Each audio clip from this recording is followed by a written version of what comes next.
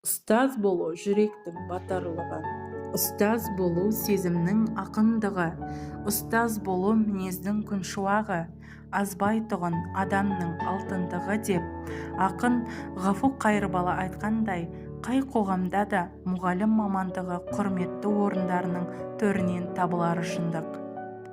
Мұғалім өмір бойы кәсібін адамзат болашағының иелерін тәрбиелеуге жұмсауы шынайы ілтипатты сенім туғызады.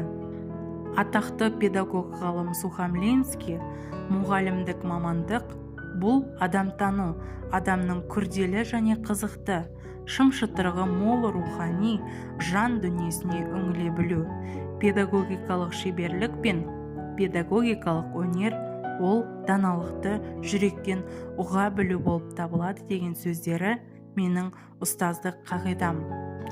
Оқусыз білім жоқ, білімсіз күнің жоқ деп қазақ халқы айтқандай, білім мен ғылым әлеуметтік жағдайды жақсартудың құралы ғана емес, өрлеуге апаратын даңғыл жол.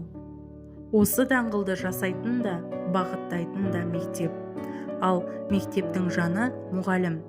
Қазақтың ұлы педагогі Алтынсарин айтқандай, маған жақсы мұғалім бәрінен қымбат, өйткені мұғалім мектептің жүрегі. Мектеп жұмысы мен оқушы жетістіктерін өрістеудегі негізгі тұлға. Ұстаз болғандықтан, ал сол ұстаз заман талабына сай болу үшін әрқашан ізденуі, білімдерін жетілдіруді, жан-жақты, білікті болуды талап етеді. Ұлы ағылшын ағартушысы Уильям Уорд жай мұғалім хабарлайды, жақсы мұғалім түсіндіреді, керемет мұғалім көрсетеді, ал ұлы мұғалім шабыттандырады деген екен. Менің жүрегімнің мектебі ұлы ұстаз атана білу, оны қадір тұту, қастерлеу әр мұғалімнің борышы деп есептеймін. Ол өз кәсібін, өз пәнін, барлық шәкіртін, мектебін шексіз сүйетін адам болу қажет.